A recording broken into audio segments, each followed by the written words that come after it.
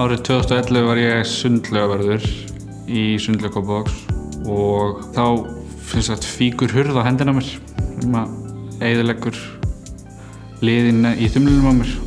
Sem sundlaugarvörður þarf náttúrulega að geta sinnt og haldið á fólki og hjartanóð og svona eitthvað. Það er kannski ekki eitthvað sem þú ert að fara að hætta á að hendin bregðist þér í miðju hjartanóði sko. Ég náttúrulega með svo mikla hrakfalla sögu sko. Í rauninni hafa hendurnar á mér verið að bregðast mér síðan ég var 12 ára, svona on and off. Mér hafði alltaf dreymt að vera ljósmyndari frá því ég var svona 10 ára. Einhvern veginn aldrei tekið stökkið sko.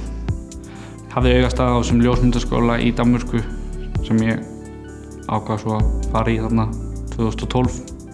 Svo byrjaði bara hendurnar að bregðast mér aftur og þetta var svona kannski svona síðasta kornið eða svona ég eiginlega gafst upp á því að nenn að standa í þessu vesenni og dóti lengur, þannig að ég var svo sem bara tilbúinn að leggja árar í bát og gera ekki neitt sko, væga í bóluplast og leggja bara fyrir rúmið eitthvað, ég veit það ekki.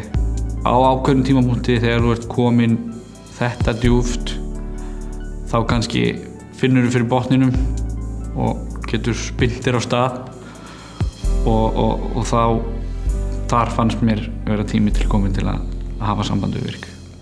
Þegar ég kem aftur til Virk þá ákveður ráðgjafinn sem er svona þekkir mín mál að einhverju leyti að senda mig í sérhæft mat, fá fagaðila, iðjuþjálfa, sálfræðing, geðlækni, fækklunarlækni til að taka saman hvernig ég í rauninni geti með þeirra hjálp unnið með að jákvæðri útgáfu af sjálfum mér.